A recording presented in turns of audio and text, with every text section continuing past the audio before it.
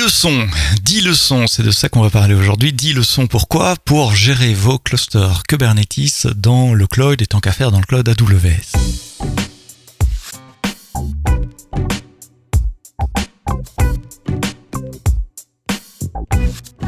Bonjour, bienvenue dans le podcast AWS en français, saison 6, 5 ans d'existence déjà pour le podcast et plus de 200 épisodes. Merci pour votre fidélité et nous écouter, vous abonner dans les applications de podcast, Amazon Music, Google, Apple, Spotify, Deezer.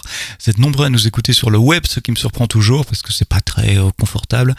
Vous pouvez toujours vous abonner, comme ça vous recevez les downloads tous les vendredis matins et puis vous pouvez nous écouter hors ligne, offline, comme on dit en bon franglais. Aujourd'hui, on va parler Kubernetes, gestion de cluster Kubernetes dans le cloud, avec Hervé Gaël Kouamo. Hervé Gaël, tu es responsable technique chez une société qui s'appelle HKTech. Merci d'être là, de donner un peu de ton temps aux auditeurs du podcast AWS et puis partager ton expérience avec nous. Dis-moi, HKTech, c'est quoi ? Vous faites quoi ? Tout d'abord, merci pour l'invitation, Sébastien. Dans HKTech, c'est une entreprise tech. On a à peu près 3 activités. L'activité historique, c'est du faire du conseil, principalement sur du cloud. Avant, c'était sur l'infra, mais comme le cloud est monté pas mal, donc depuis 5 ans, on a fait un virage sur le cloud. Donc, on accompagne principalement les groupes du CAC 40 sur les projets de migration vers le cloud, les projets d'infrastructure, de sécurisation du cloud, de gestion de multi-camps, de multi-régions. Et notamment principalement AWS, mais on peut aussi faire d'autres clouds concurrents. Ça, c'est l'activité historique. Et depuis, en fait, 2-3 ans, on a développé un pôle plus pour les PME TPE parce qu'on trouvait que on apportait notre expertise chez les grands groupes du CAC 40, comme je l'ai dit. On avait toute la frustration de faire qu'un bout, quoi. On est souvent au bout de chaîne sur l'infra et on n'a pas le côté applicatif. Et surtout, comme moi aussi j'ai un gros background de dev, aussi ops et tout. Et depuis que je suis étudiant avec d'autres personnes, on faisait souvent des applications pour des petites entreprises et tout. Donc je me suis dit, je vais formaliser ça plutôt que d'avoir le copain qui me dit à chaque fois, j'étais en petit truc et moi bosser les week-ends. Je dis, je vais formaliser cette activité-là et je vais attaquer les PME TPE. Et surtout, l'idée c'était de leur fournir en fait au niveau applicatif des programmes vraiment performants, mais surtout côté infra, leur fournit la même compétence, les mêmes expertises, les mêmes socles techniques que les gros groupes du CAC 40 en fait. Donc nos clients aujourd'hui, ils bénéficient vraiment de la même expertise qu'il y a dans les meilleurs groupes françaises dans lesquels nous on est passé, puisqu'en gros c'est toujours du cloud qu'on leur propose. Et ça c'est la seconde activité dans les logiciels sur mesure. Et c'est un SaaS pour les PME, les toutes petites entreprises, les TPE, oui, les PME. Un SaaS qui permet de faire quoi ? C'est la gestion de la vie de l'entreprise ? Oui, c'est ça. Donc, en fait, Gisaline, donc c'est un SaaS suite à le fait de travailler avec plein de PME TPE sur les logiciels sur mesure. Ça nous a conduit à développer dans un SaaS puisqu'il y avait des besoins qui revenaient tout le temps.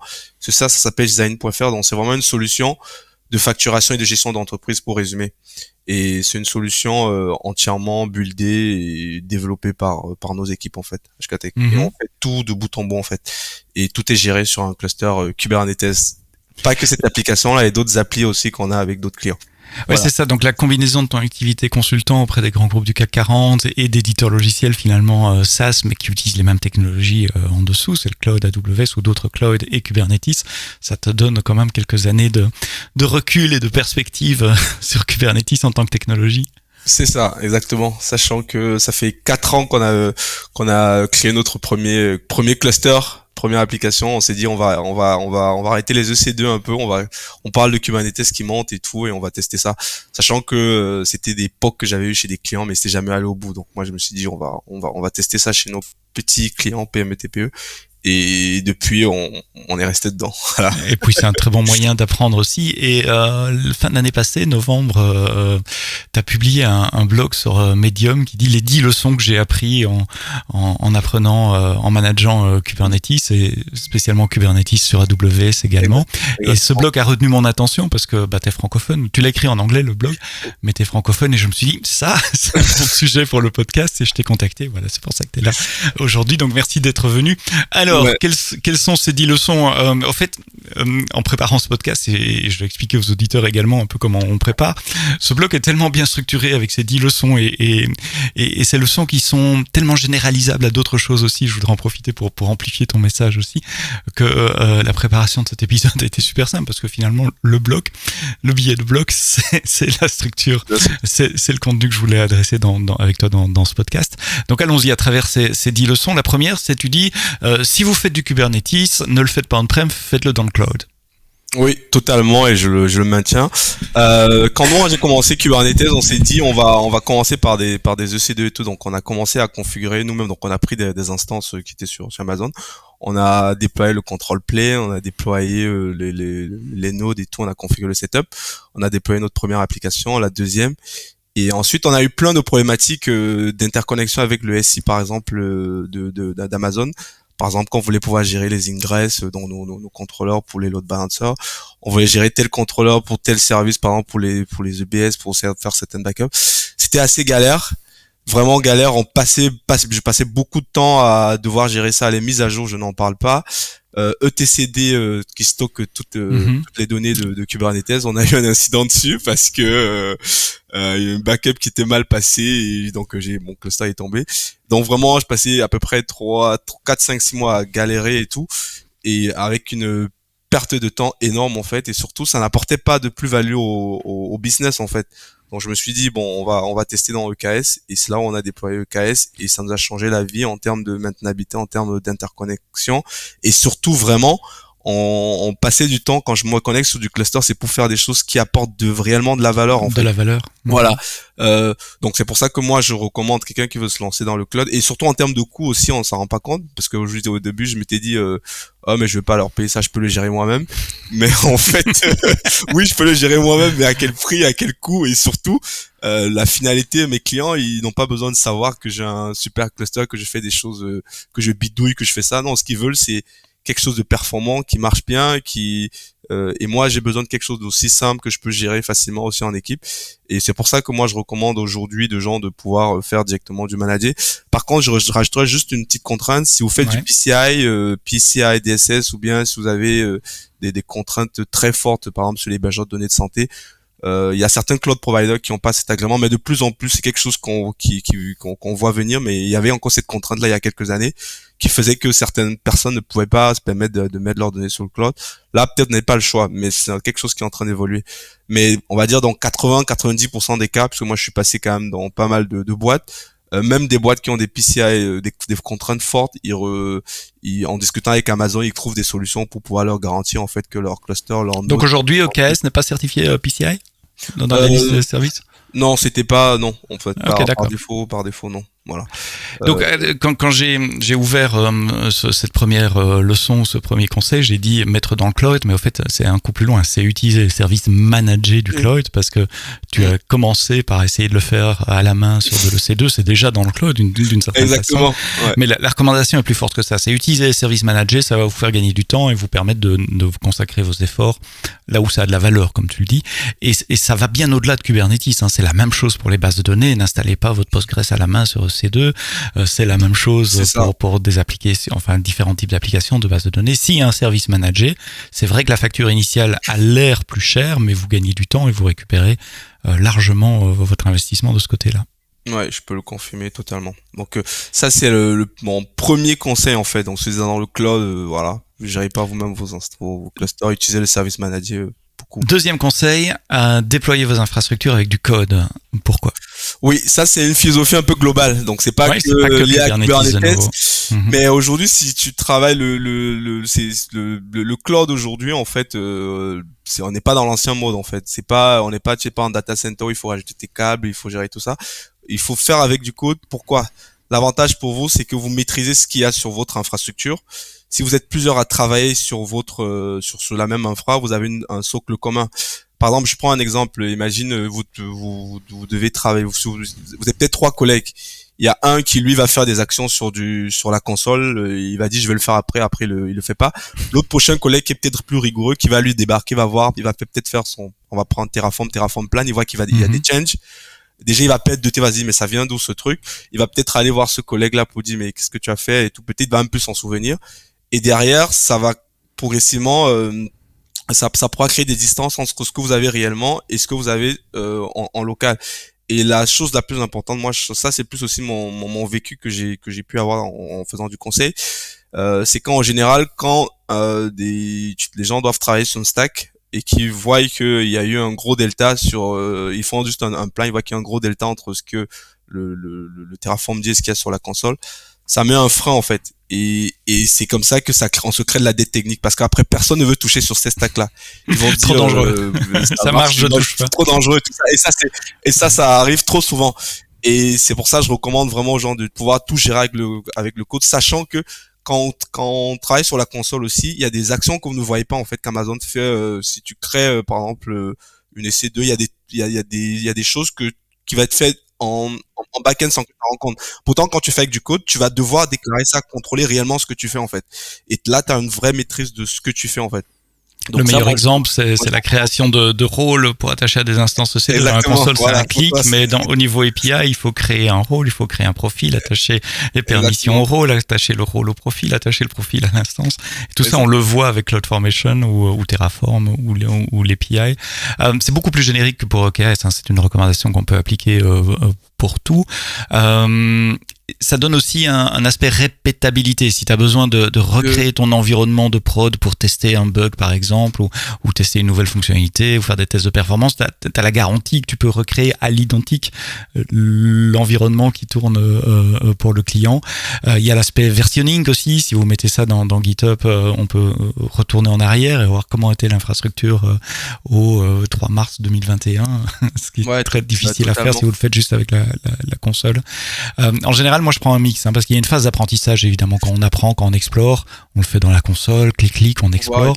Mais une fois qu'on sait ce qu'on veut faire, on industrialise avec un script. Et vous utilisez Terraform ?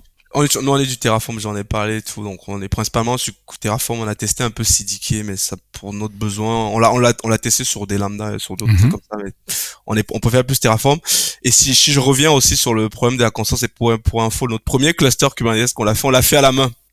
Et pour nous, ça devait juste être une démo, un truc qu'on faisait rapidement et tout, sauf que la démo, elle est restée et tout, et on n'a jamais vraiment répliqué. Et on a continué à faire un moment à la main. J'ai dit j'ai dit à l'équipe, on va arrêter. On a rebuildé dans notre cluster avec le code Terraform et tout, et on a dû remigrer les applications. Mais c'est parce qu'après un moment donné, j'ai dû taper le poing sur la table. Je me suis dit non, on doit arrêter de bosser comme ça. Il faut qu'on le fasse.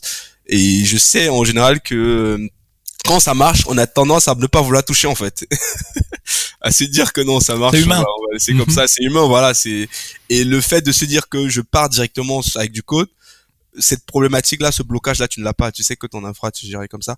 Et surtout après, on a pu répliquer plus facilement notre cluster parce qu'on a notre base cause et tout. Et aujourd'hui, c'est plus facile de redéployer des nouveaux clusters et tout. Leçon numéro 3. Et là, c'est spécifique à Kubernetes et il va falloir que tu m'expliques un tout petit peu. C'est n'utilisez pas les Helm charts si vous les contrôlez pas. Alors déjà, c'est quoi un Helm chart pour ceux qui sont pas maîtres Kubernetes? Alors les Helm charts, c'est l'équivalent des gestionnaires de package un peu. C'est un peu comme APT sur Ubuntu ou bien comme PyPy sur Python. Donc en gros, c'est des projets de la communauté. Donc c'est la communauté des gens qui ont travaillé sur des produits tels spécifiques et ils créent leur Helm chart. Donc vous pouvez avoir des Helm charts un peu pour tout quoi, pour une base Mongo, pour du MySQL, pour tout ce que vous voulez. Et ce qui se passe, c'est que c'est des gens qui ont créé des projets et ils vous simplifient la vie. Donc ils vous disent vous voulez déployer votre MySQL, vous ne savez pas trop par où commencer et tout. Vous avez juste à faire un M install avec et récupérer le produit que vous avez besoin et ça l'installe. Donc c'est très bien. Quand on découvre ça la première fois, c'est un peu magique. Parce qu'on s'est dit mais c'est génial, je me casser la tête à faire ça et tout. Là j'ai mon MTR juste à installer. Mais il y a un risque. Mais il y a un risque, voilà. Il y a de gros risques en fait. Le premier, c'est que en fait, quand tu fais des M-charts, en fait, c'est une boîte noire. Ça peut être une boîte noire. Si par défaut, quand tu installes, tu vois pas. Après, il y a les repos, tu peux aller checker ce qu'ils font. Mais combien de gens vont le faire? Très peu, surtout quand on démarre en fait. Donc, il y a le fait que c'est une boîte noire. Tu peux voir ce qui est, mais quand tu l'installes, tu vois pas réellement ce qui est installé. Juste après l'installation que tu vois ce qu'il y a. Et surtout, il y a la configuration avec des valeurs par défaut qui sont souvent mises en fait. Donc, les gens souvent ils ont tendance à utiliser M-chart sans vérifier ces éléments-là. Donc la première des choses qu'il faut faire si tu veux vraiment faire des M-charts, la première c'est aller vérifier réellement ce que mchart va déployer en fait, ce que ton chart va contrôler réellement ce qu'il te fait, parce que un chart qui te déploie par exemple un deployment, un demand set ou bien un truc, c'est pas la même chose en fait. Il faut savoir ce que tu veux réellement. Ça se trouve celui que le gars de la communauté qui a proposé ça, c'était par rapport à son besoin et qui peut ne pas matcher au tien. Ça c'est la première des choses. La seconde des choses, c'est les fichiers value. Si tu veux faire du mchart, il faut prendre la peine de redéfinir toutes les valeurs. Moi, je conseille de redéfinir toutes les valeurs. Les valeurs par défaut qui sont mises dans les mchart, ça peut être catastrophique pour toi. Parce que je te prends un exemple, tu apprends un mchart pour un service en fait, je sais pas, pour un Prometheus, je prends un exemple tout con, où il a défini qu'il veut stocker 100 gigas. Il a mis dans le mchart une valeur de 10 gigas ou de 100 gigas. Toi, tu as pas redéfini cette valeur-là. Quand tu vas le déployer, il va te créer tu vas avoir la surprise que, oh, mais toutes ces données-là viennent d'où? J'ai 10 gigas, alors, enfin, j'ai 100 gigas alors que j'en veux que peut-être 5. C'est un POC que je faisais, entre temps, le temps que tu découvres ça, tu as consommé de la ressource à cause de ça. L'autre problème aussi, c'est avec la mchart, c'est l'upgrade. Ça, c'est ça, ils ont fait des progrès quand même avec le 3, mais entre le M2, vraiment, c'était une catastrophe les montées de version en fait. Tu faisais des montées de version, tu changeais juste une image de ton produit en fait quand tu veux le mettre à jour, et parfois tu avais des comportements vraiment imprévisibles en fait, où ton infra se casse. Moi, j'ai eu des problématiques où l'infra dans le produit qu'on avait déployé s'est cassé et tout. On a eu des incidents en prod assez sérieux sur certains produits qu'on utilisait des mcharts. Et là, moi, j'ai dit à l'équipe, chez nous, en tout cas, on n'utilise plus les mcharts, c'est la règle. Par contre, ce qu'on fait, quand je dis on n'utilise plus les mcharts, ce que nous on fait quand on a besoin d'un produit, je préfère faire un render. Donc, je fais un Helm render avec le value, je vois, il me génère toute la conf dont j'ai besoin en fait. Et après, je dis bon, on n'utilise plus, mais il y a certains produits où t'as pas trop le choix, où tu peux faire ça, mais nous ce qu'on fait c'est qu'on render, et comme ça on garde la conf chez nous, et quand il y a une mise à jour qui arrive pas tout le temps, parce qu'en général ce qui change c'est souvent l'image Docker en fait. Des fois c'est que le Docker qui change, les YAML en moment ils bougent pas tant que ça en fait. Donc moi c'est une recommandation que j'ai de faire, si tu veux faire du mchart, pas de problème, mais va contrôler c'est qui te déploie, redéfinis tes valeurs. Et les variables. Et tes variables, parce qu'entre deux versions, ils peuvent changer des valeurs par défaut. En te lisant, je pensais que c'était quelque chose de très spécifique à Kubernetes. Le mchart l'est, mais la problématique que tu l'expliques ne l'est pas du tout. C'est la gestion de package, comme dans un projet de développement logiciel. Est-ce qu'on fait un npm install systématiquement sur tout sans faire confiance à la source, ou un pip install sans regarder ce qu'on ajoute à son projet? Ouais, mais là, c'est pas tout à fait la même chose, parce que quand tu fais un pipe install, c'est un paquet, on va dire, c'est un bout de code que tu as, c'est une fonction, entre guillemets, si j'extrapole. Pourtant, côté mchart, c'est de l'infra. Quand tu déploies un load balancer, ou bien quand tu crées un disque de 100 gigas, pour moi, c'est pas pareil que d'avoir mis un pipe dans un Docker et tout, tu vois. Tu peux toujours... ouais, il peut y avoir un impact en termes de coûts non négligeable sur l'infrastructure, mais les risques en matière de long terme, de manageabilité, de sécurité sont les mêmes, ou en tout cas peuvent être gérés de la même façon. Tu amènes une dépendance externe, un package que tu contrôles pas dans ton infra, et comment peut-on s'assurer qu'on contrôle justement, qu'on reste ça. Et ça, c'est aussi la vision un peu conseil que j'ai vu, c'est que dans plein d'entreprises, malheureusement, on prend des mcharts, on définit 2, 3, 4 values, et après, le jour où on doit mettre à jour, on le teste en intégration, ça marche pas. Heureusement, on a quand même une intégration dans les grosses boîtes, on se rend compte que ça marche pas, et ça reste comme ça, on ne touche plus jamais, parce qu'en prod, ça marche en prod, on laisse, et on espère filer le bébé au prochain tech qui va arriver et qui va se prendre ça, tu vois. Leçon numéro 4, Kubernetes n'aime pas le lift and shift. Je peux pas prendre mon application que j'avais déployée sur des bonnes vieilles VM à papa et les mettre dans un container, ça suffit pas? Non, malheureusement non. Et il y a un gros travail d'éducation qu'il faut faire à ceux qui découvrent en fait, qui n'ont jamais fait un peu de la dockerisation, de la containerisation, de leur faire comprendre ça, adopter ça, parce que quand tu fais du Kubernetes, en fait, ça a été designé pour faire du microservice. À la base, c'est ça. Kubernetes, c'est vraiment mis en place pour bien mieux gérer ces activités microservices. Donc, quand toi, tu as ta méga grosse application, ton gros monolithique et tout, que tu vas aller sur Kubernetes et tout, il faut quand même prévoir te dire qu'à un moment donné, faire une sorte d'audit pour te dire, est-ce que mon application est designée pour ça? Est-ce que je pourrais la scale facilement? Combien de temps ça va prendre pour redémarrer un pod et tout? Si j'ai une contrainte forte, parce que j'ai vu des gens qui me mettent des images de 6-7 gigas, j'ai vu chez un client, mais c'est pas fait pour en fait. Donc à un moment donné, tu dois te poser la question de te dire, voilà, tu peux pas juste prendre ton application. Donc il y a souvent un gros travail de refactoring qu'il faut faire. Et nous on l'a fait en fait sur nos applications. On a commencé avec le C2 et on a eu un gros travail de refactoring. Mais une fois que c'est fait, parce que c'est un investissement qui surtout en termes de dev qu'il faut faire pour designer l'application. Mais une fois que c'est fait et que vous avez bien redécoupé, bien fait, ça marche super bien en fait. Et donc là aussi, je nuance, quand tu dis lift and shift, c'est lift and shift de VM vers une application containerisée. Ce n'est pas du lift and shift de Kubernetes lui-même. Si tu as un cube on-prem, le mettre dans un cloud ou le mettre dans un cloud et le ramener de l'autre, ça marche relativement bien. Ça, ouais. Donc, ouais. C'était plus au niveau applicatif, ouais. Mesh or not mesh, j'ai entendu parler de ce truc de mesh dans Kubernetes, ça a l'air super cool. Toute mon infra va être fait autour de service mesh. Voilà. Non, donc pour revenir, ça dépend. Le service mesh c'est quoi déjà? Je te donne une définition. Ouais. Le service mesh en général c'est souvent un outil ou un élément de ton cluster qui va gérer en fait la communication entre tes applications côté microservices dans ton cluster sans sortir en fait. C'est ça le but du mesh. Maintenant, avant de déployer des services mesh, moi je recommande, il faut se poser deux questions. Enfin, au minimum, est-ce que déjà les applications entre tes applications dans ton cluster, est-ce qu'elles se communiquent entre elles en fait? Parce que j'ai vu des projets où les gens déployaient des meshs alors que leurs applications, il n'y avait pas pas forcément d'échange et tout ça, c'est la première question. La deuxième, c'est de se dire, est-ce que j'ai besoin d'encrypter les communications dans mon cluster en fait? Est-ce que ce microservice A qui est géré par moi et ce microservice qui est pas, est-ce que j'ai besoin de les encrypter, de chiffrer ce truc-là, est-ce qu'il y a ce besoin réel en fait?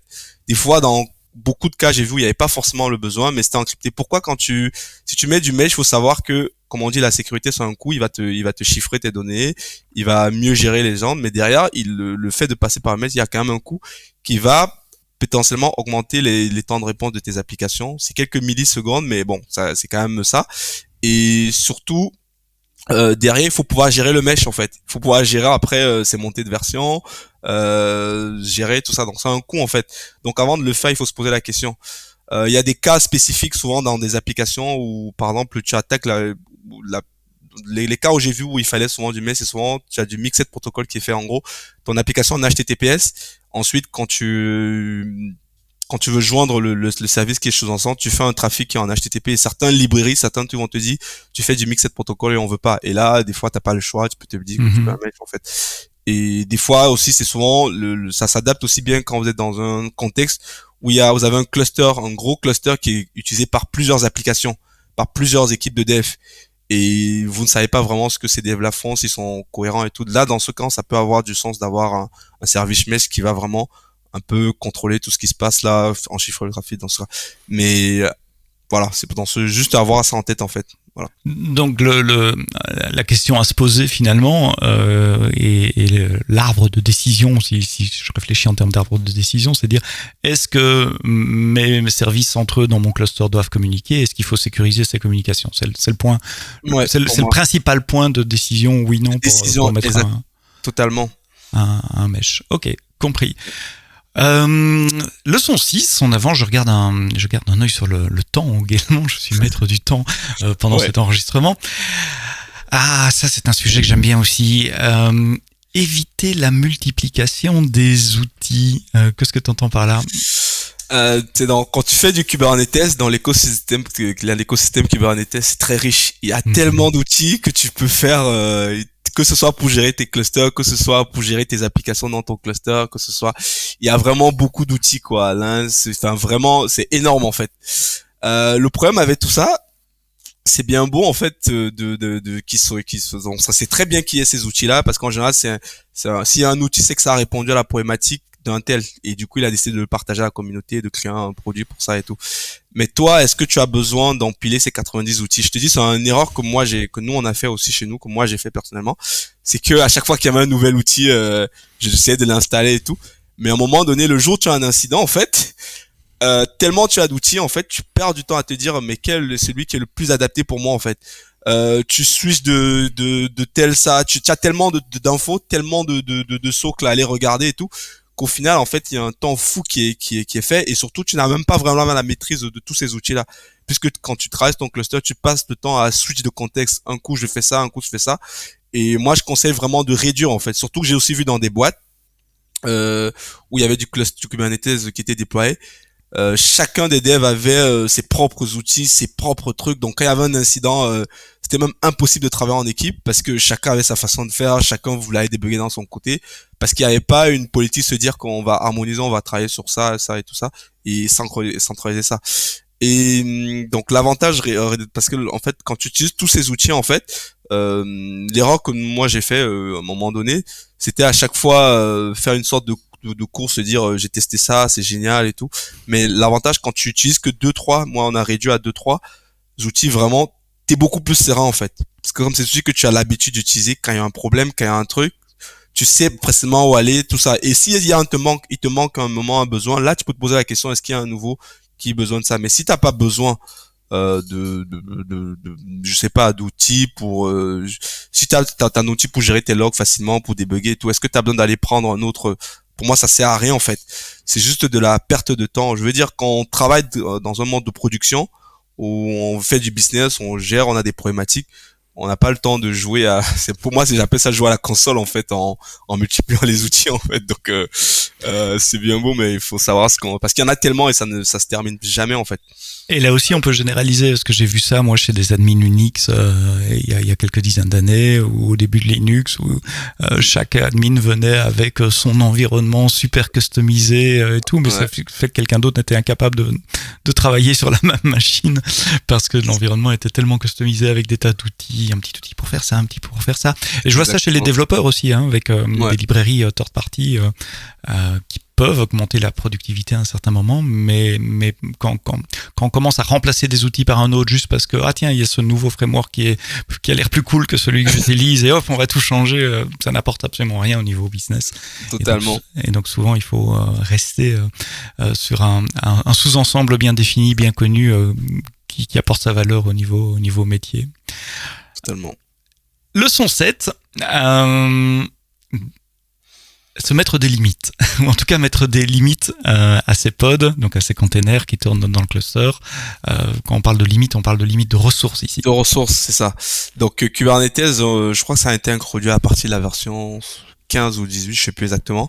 Ce qui est pas mal maintenant, c'est quand tu fais un deployment, donc quand tu déploies une ressource, tu déploies un pod, tu peux définir, en fait, combien tu l'alloues de ressources, en fait. Donc tu peux dire, je définis, en général c'est CPU et RAM, tu dis je lui donne tel temps, ça.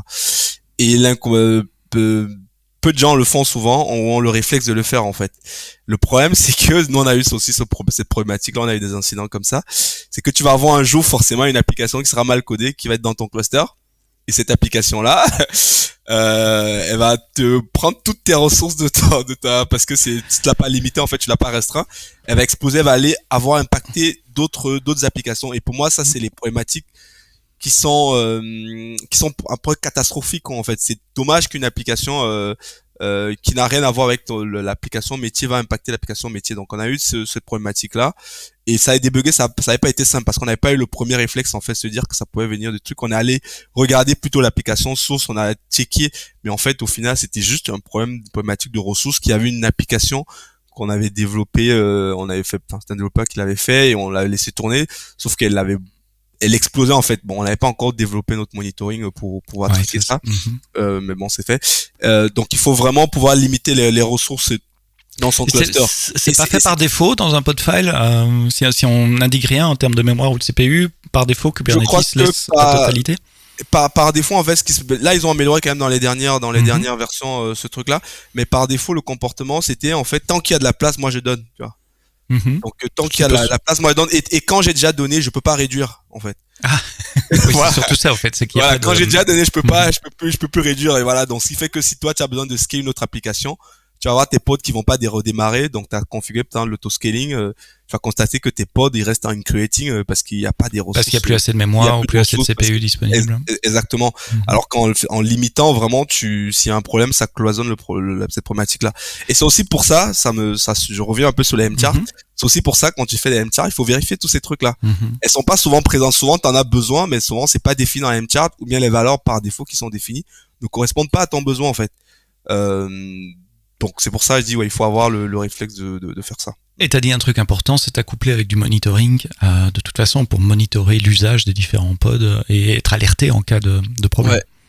Totalement. D'ailleurs, à cet effet, je parlais d'un service, bon, c'est une petite parenthèse. Quand nous, avant d'utiliser Prometheus, Grafana, ces stacks-là qu'on devait maintenir, on les a tous virés en fin d'année. On est passé à Container Insight. Container Insight, c'est un add-on que tu installes à ton cluster Kubernetes. Et lui, derrière, il va te déployer des daemon sets qui vont te plugger sur chacun de tes nodes. Ils vont installer et ce daemon set, en fait, c'est des CloudWatch agents. Et il va remonter ça automatiquement vers CloudWatch dans des dashboards spécifiques. Et il te remonte presque 10 000 alertes, en fait. 10 000 métriques. 10 000 métriques, ouais. 10 000 métriques qui te remontent et tout. Et derrière, tu peux faire tes dashboards, tout ce qui va mettre l'alerting et tout. Et ça marche, et c'est génial, en fait. Pour moi, c'est un service qui a été, je pense que vous avez mis au cours de l'année, en fait. Moi, j'avais vu ça en début d'année, on l'a testé. Et ça marche super bien en termes de monitoring, supervision. Et donc, vous avez migré votre monitoring très traditionnel, hein, Grafana. Très traditionnel, exactement. C'est ce que tout le monde fait sur Kubernetes, sur une solution pure AWS, qui est Container Insight. Donc, vous trouvez les liens, évidemment, dans les notes du podcast. Si vous scrollez un peu dans votre application sur la page web, vous trouverez le lien, vous pouvez aller voir ce que c'est. Ça m'amène une question qui est pas dans tes 10 leçons, mais qui est, je pense, pertinente ici. C'est, vous avez fait le choix d'une solution managée AWS versus une solution dite ouverte, Grafana Open Search. Comment vous gérez le risque de, je vais dire le mot qui tue, de lock-in, d'adhérence à la plateforme, de friction? Ouais.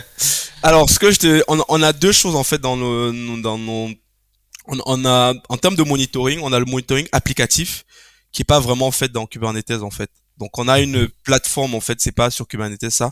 On a Datadog ou un c'est truc ça, même pas sur Datadog. On a sur je vais dire le nom, sur OVH en fait. On a sur OVH en fait, on a une petite V2, une petite instance et tout qui nous fait du monitoring applicatif. Vraiment ça monitore vraiment l'applicatif des endpoints et ça nous notifie sur tous nos channels et tout, donc Slack, Discord, par SMS et email. Si les temps de réponse baissent, si ça augmente et tout ça, c'est un truc qu'on a développé en fait nous sur mesure et tout. Donc ça c'est externalisé. Par contre la partie infra, c'est-à-dire aller checker mon CPU, mon tout ça, on l'a laissé sur CloudWatch parce que de toute façon on se dit si on a un problème de temps de réponse, au niveau de l'application, on va être alerté assez rapidement et on pourra remonter en fait. Donc c'est comme ça qu'on a géré ça chez nous en fait. Et ça marche plutôt bien. Voilà. Séparant le monde de l'infrastructure au monde applicatif, c'est un sujet qu'on a déjà abordé dans un ancien podcast un ancien épisode du podcast qui a été diffusé le 19 janvier de tête, celui avec Louis Nogès. Allez réécouter cet épisode. J'aime bien ton numéro 8 parce que je me bats pour ça depuis 10 ans que je suis chez AWS et quand je donnais des cours, j'en parlais, des cours d'architecture. Et c'est un shift relativement fondamental quand on vient du monde des applications d'entreprise, mais qui est fondamental pour la tranquillité, pour l'adoption du cloud également, parce que l'infrastructure est volatile. Je vais dire ce que c'est, comme ça j'arrête le suspense, c'est penser stateless, faites des applications stateless. Ouais, ça va ça c'est, je veux dire, si tu veux faire du cloud, Kubernetes, tout ça, il faut penser stateless. Il faut maintenant avoir les architectes, il faut avoir des designs dans lesquels tout est jetable en fait. Tu détruis ton outil de calcul ne doit pas être celui qui te stocke tes données en fait. Voilà. Pour moi c'est la base et ça en termes d'administration. En termes de maintenabilité, c'est vraiment à peu près, pour moi, c'est génial. Ça a changé notre vie, en fait, de notre côté, au bout de 2 ans, en termes d'administration. Parce qu'aujourd'hui, s'il y a un problème sur un de nos pods, sur un problème sur une de nos ressources et tout, on sait que nos données, elles sont ailleurs. Elles sont pas sur le truc. Et surtout, comme c'est du jetable et tout, en termes même de debugging, en termes d'administration, ça change tout en fait, parce que tu peux casser, tu as pas de risque en fait. Tu peux aller. Oui, un truc marche pas, je peux faire terminer. Il y en a un autre qui va se recréer à l'identique. Voilà, et analyser réellement ce qui se passe et tout. Voilà, donc ça c'est une philosophie, je trouve que qui est pas encore assez adoptée. Moi, quand je fais le conseil et tout, même quand on a des EC2, je dis aux gens, si vous faites des EC2, pas de problème, utilisez des autoscaling. Et des EC2 jetables. Jetables pour pouvoir gérer ça et me donner pas. Et c'est encore du mal à entrer, quoi. Mais si vous faites du Kubernetes, il va falloir que vous gérez, parce que si vous faites pas, par exemple, si vous avez une application stateless sur Kubernetes, enfin non stateless sur Kubernetes, vous pourrez pas faire de l'autoscale en fait à un moment donné, parce que si tu as créé ton pod et t'as stocké, tu dis que ton pod il doit stocker les ressources sur lui-même entre guillemets, ça veut dire que tes prochains pods, si eux ils doivent scale, donc imagine tu veux passer à une à 4 ressources, tes prochaines ressources elles n'auront pas accès, chacune aura ses propres données en fait. Et si tu veux faire un truc cohérent de toute la boue, tu ne l'auras pas. Donc je recommande en fait, si t'as pas le choix, tu peux pas faire le stateless, tu peux penser à faire un NAS, voilà. Oui, il y a des moyens de partager l'état. Quand on dit stateless, ça veut dire quoi? Que il n'y a pas de données dans le container qui sont propres à ce container-là. Mais évidemment, il peut travailler sur des données partagées. On peut monter un file system partagé, et le plus traditionnel, tous les pods parlent à la même base de données, donc l'état est quelque part. Il n'y a pas de magie. Il doit y avoir de l'état dans nos applications, sinon c'est pas très intéressant. Mais ton message, c'est de dire ne gardez pas l'état dans la VM ou dans le container, externalisez-le de manière à rendre vos containers disposables en anglais. Il faut que je trouve un beau nom en français pour ça, mais qu'on puisse les éteindre, les rallumer sans conséquence pour l'application. Totalement. Donc je recommande. Ça aide à la scalabilité aussi. On peut pas faire de l'autoscaling si on essaie de. C'est la base en fait. Donc si tu veux pouvoir autoscaler, il faut pouvoir gérer ça. Donc c'est un super. Ça c'est aussi un de mes gourous avec qui quelqu'un qui m'a formé sur le cloud, qui répétait ça tout le temps, et effectivement ça change même pour les développeurs. Ça change beaucoup de choses en fait. Et oui, il faut changer, et surtout pour les développeurs d'entreprise. Je crois qu'en startup c'est plus naturel. Mais moi j'ai beaucoup travaillé dans des banques comme toi, dans des grandes boîtes du CAC 40 ou à l'étranger l'équivalent. Et là, on a ce bon vieux concept d'application server Java, ou voire même de mainframe pour les sociétés les plus anciennes, où l'état fait partie de l'application. Il faut arriver à dissocier l'état de l'application elle-même. Tu parles de file system partagé sur AWS. Il y a quelques possibilités, EFS, OpenZFS, Windows éventuellement, les Windows file system. Vous utilisez quoi, vous utilisez plutôt les bases de données, plutôt les file systems? On a un peu mix, quoi. Donc, en termes de données, on a une partie qui est sur donc la partie base de données, tout ça c'est sur on a du Aura serverless et aussi du Aura classique. On a aussi de la DynamoDB. Et pour les fichiers, on a de l'EFS et du S3. On est en train de shifter les premières applications et tout. Donc ça, c'est un chantier qu'on a entamé dernier quarter de l'année. C'est de quitter progressivement de l'EFS vers du S3 avec du CloudFront et tout. Voilà. Donc c'est d'autres problématiques qu'on doit gérer, mais on va déployer notre première application. La première application avec un de nos clients. On est parti sur cette architecture-là où on n'aura plus de FS. On va partir que le S3 et CloudFront et tout. Et quelle est la motivation? Question de coût, performance, parce que c'est un peu plus compliqué à programmer. EFS, ce sont des primitives de fichiers normales. J'ouvre, je lis mon fichier. Il y a le coût, en fait. Il y a le coût. Donc, l'EFS, c'est assez coûteux. Il y a le fait aussi la disponibilité, vu qu'on peut pas vraiment backuper ça avec un CloudFront et tout. Donc, pour certains clients qui sont un peu loin, il y a ces problématiques-là. Et alors qu'avec du S3, CloudFront, ça donne beaucoup plus de flexibilité. On peut mettre aussi tout ce qui est comment on appelle ça, des life cycle, si les données sont très accessibles ou pas. Donc on fait aussi une économie de coûts et tout. Donc par contre, c'est du travail en termes de dev, parce que il faut redesigner, repenser, mais on est sur ce chemin-là et on aura notre première application. Ouais, on peut pas lire des fichiers incrémentalement, on peut pas écrire un petit bout, un record dans un fichier. Il faut vraiment télécharger l'objet complet d'S3 et puis le remettre après. C'est ça. On va utiliser les chunks. Les sign, ouais, c'est ça, les chunks, aussi les signet URL. Et tout. Les URL. Voilà, pour les URL temporaires comme ça, donc c'est un petit truc d'innovation qu'on est en train de faire là. Normalement en fin d'année, fin février, on aura la première application comme ça. Alors, quand on est stateless, ça permet de faire de l'autoscaling. Avec Kubernetes, il y a 2 niveaux d'autoscaling. On peut scaler les hosts C2 eux-mêmes. Soit on le fait soi-même si on manage le cluster soi-même, soit c'est Fargate qui le fait pour nous. Mais puis, il y a un deuxième niveau, il y a une deuxième couche, c'est comme dans les lasagnes, d'autoscaling. C'est l'autoscaling des pods, où là, c'est Kubernetes qui va se charger de scaler les pods. Et donc, ça aussi, c'est une leçon que tu as apprise en manageant les clusters à travers les années. C'est la leçon. Utiliser l'autoscaler. C'est ça. Ça s'appelle HPA, Horizontal Pod Scaler. Et c'est une conséquence, en fait, de la leçon 7 et de la leçon 8. Si t'es pas stateless, bon, tu pourras pas vraiment. Et si, la leçon, c'est une suite comme ça, la leçon 7, où tu dois définir des limites de ressources. Maintenant, si t'as limité que t'as besoin de plus, là, maintenant, tu peux auto-scaling. Parce que justement, avec HPA vient en complément, en fait, une fois que ça marche aussi avec les limites request que tu as définies et tout. Parce que dans HPA, tu peux dire, si j'atteins 90% ou 80% de ma CPU ou de ma RAM que j'ai défini dans mon deployment en amont, lui, là, du coup, je scale. Voilà. Donc, je crée un nouveau pod et tout. Et là, derrière, on a de l'autoscaling qui marche de manière géniale, en fait. Ça, c'est l'une des grosses forces aussi qu'il y a avec Kubernetes, en fait. Cette partie de pouvoir gérer les pods, scaling et tout, nous, on les voit sur nos dashboards et tout, on voit bien que le trafic la nuit, nos pods, ils sont presque tous à 1. Et dans la journée, tout remonte un peu autour de 4, 5, 10 et tout. Et ça, c'est une grosse, c'est une grosse plus-value, en fait, voilà. Est-ce qu'il n'y a pas une complexité à gérer 2 couches d'autoscaling, donc devoir d'abord faire un trigger d'autoscaling au niveau des pods, et puis s'il n'y a plus de ressources sur l'instance, sur la VM, alors faire un autoscaling de VM? Ben justement, nous, on a fait le choix de ne pas, on ne fait pas d'autoscaling au niveau des VM. Ça, c'est un choix qu'on a fait. C'est moi qui ai voulu. On aurait pu utiliser Carpenter qui va nous gérer ça. On l'a testé en intégration. Mais nous, on a fait le choix que non, on va pas le faire. On va définir à l'avance le nombre on a des nodes groupes et tout, on a 2-3 types de nodes groupes avec des types VM. On va le définir à l'avance, on va fixer ça. Et comme nous, on a nos métriques, donc tous les matins, moi, je reçois une alerte sur les métriques à peu près de mon cluster pour savoir où il en est en termes de pourcentage de CPU, pourcentage de mémoire. Et tant qu'on est à un certain seuil, moi, je ne rajoute pas. Et quand je constate que depuis 4-5 jours, mon cluster, il a dépassé un certain seuil qui est encore raisonnable, c'est à ce moment-là que nous, on rajoute une nouvelle VM dans notre groupe, en fait. Donc, on gère cette partie-là comme ça.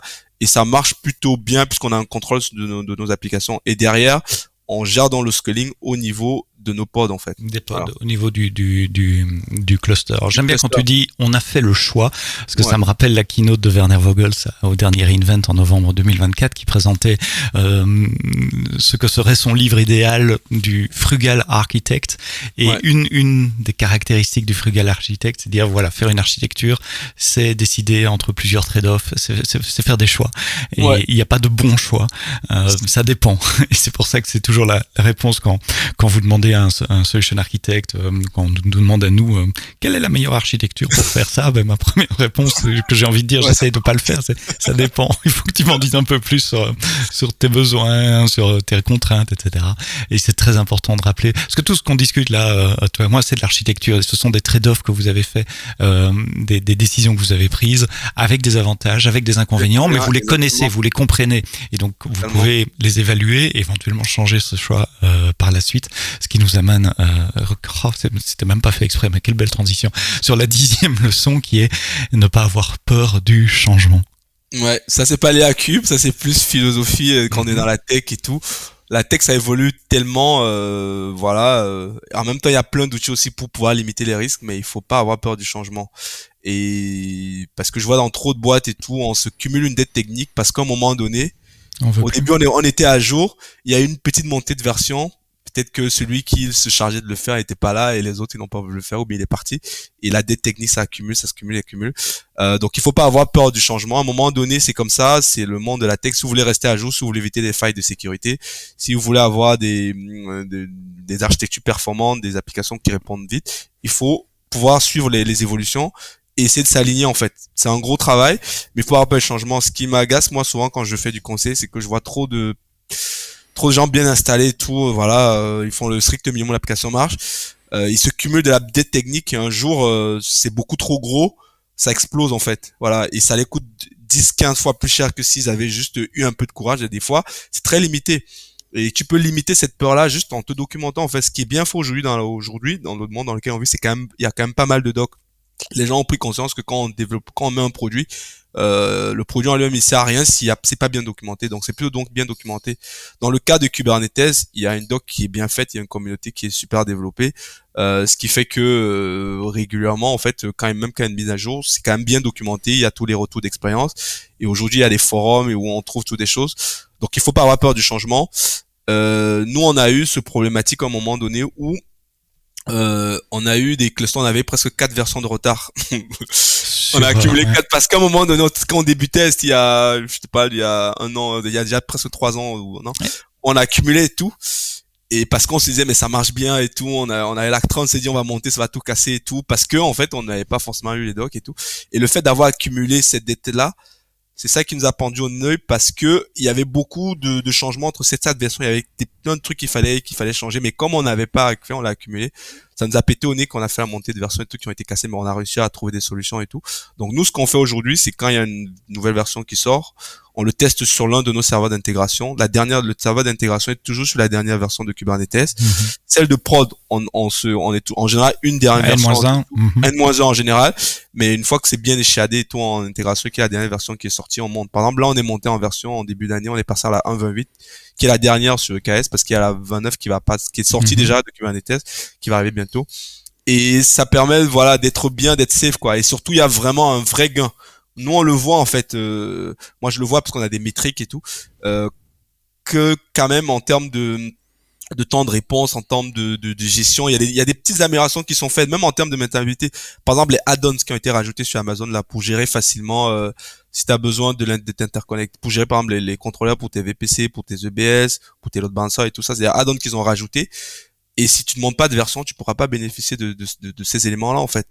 Donc moi je conseille aux gens, il faut pas avoir peur du changement. Quand il y a des mises à jour, faut se poser, documenter, faire des tests, et en général ça se passe bien. Et même si ça se passe mal, on trouve toutes des solutions en fait. On est dans la tech, voilà.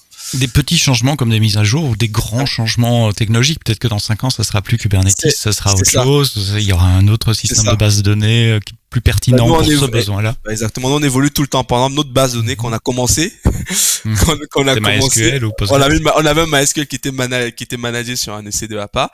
Après on est passé à MySQL normal. Après on est passé à Aura MySQL. Et après maintenant on est en Aura serverless, qui nous fait gagner et à chaque fois on a des avantages en fait et tout.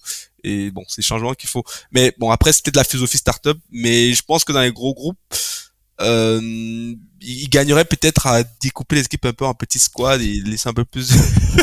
Bon, ça c'est plus une philosophie un peu globale, mais il faut pas avoir peur du changement. Voilà, ça, c'est qu'on finit par le payer tôt ou tard. C'est le 2e épisode du podcast AWS en français cette année, en 2024, et on est qu'au premier trimestre où on arrive à la même conclusion. Il faut rester curieux, il faut embrasser le changement, il faut évoluer, parce que la plupart des technologies que j'utilise maintenant dans mon travail n'existaient pas quand je suis sorti de l'UNIF, simplement. Voilà. Ouais. Soyons très clairs. Et donc pour garder du travail, il faut garder cet œil curieux. Comment quels sont les chantiers? Je sais pas comment poser ma dernière question. Elle est traditionnellement un peu plus prospective vers le futur. Quels sont les chantiers sur lesquels tu vois des axes d'amélioration possibles pour vous pour cette année 2024-2025 sur votre infra, vraiment lié à votre contexte, à vous? Bon, j'ai un peu introduit. Donc il y a le premier où je t'ai dit on va essayer de shifter des EVS, des EFS là, passer plus avec S3, CloudFront et Signet URL.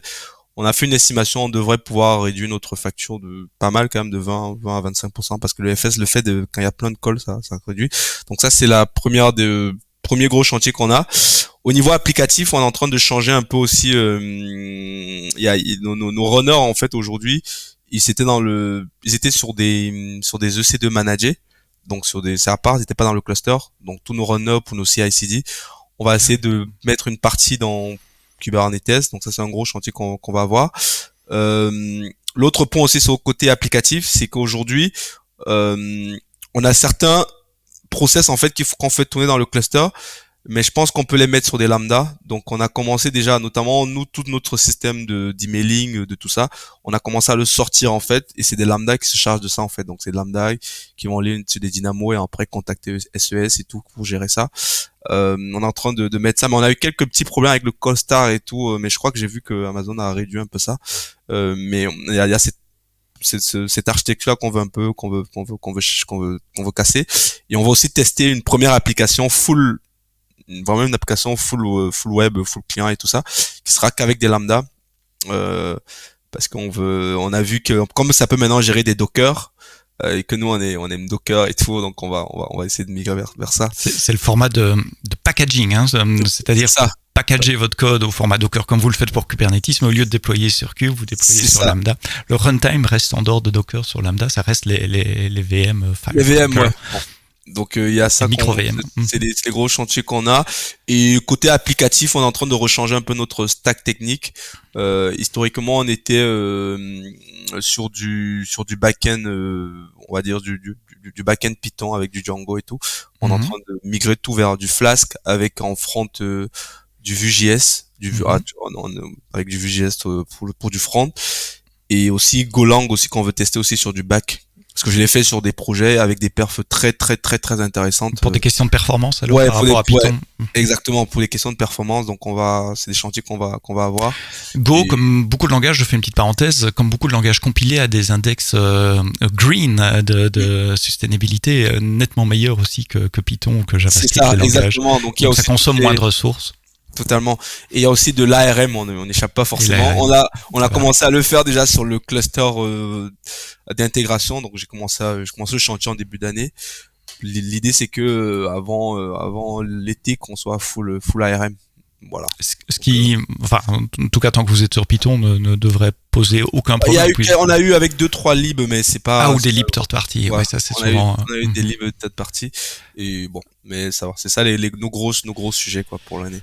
Merci Hervé Gaël d'avoir partagé ton expérience de management Cube sur j'aime bien cet aspect très très hands-on, très pratique. Voilà ce qu'on fait, voilà ce qu'on a appris et de l'avoir partagé avec la communauté, d'abord avec un billet de blog et puis maintenant avec ce nouvel épisode du podcast AWS en français.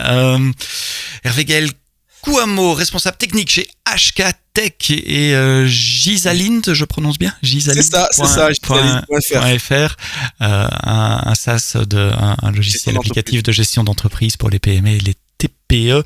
N'hésitez pas à aller jeter un coup d'œil. Évidemment, tous les liens des technologies, produits, services dont on a parlé sont dans les notes de ce podcast. Rendez-vous la semaine prochaine pour un prochain épisode du podcast AWS en français. Et d'ici là, quoi que vous codiez, codez-le bien.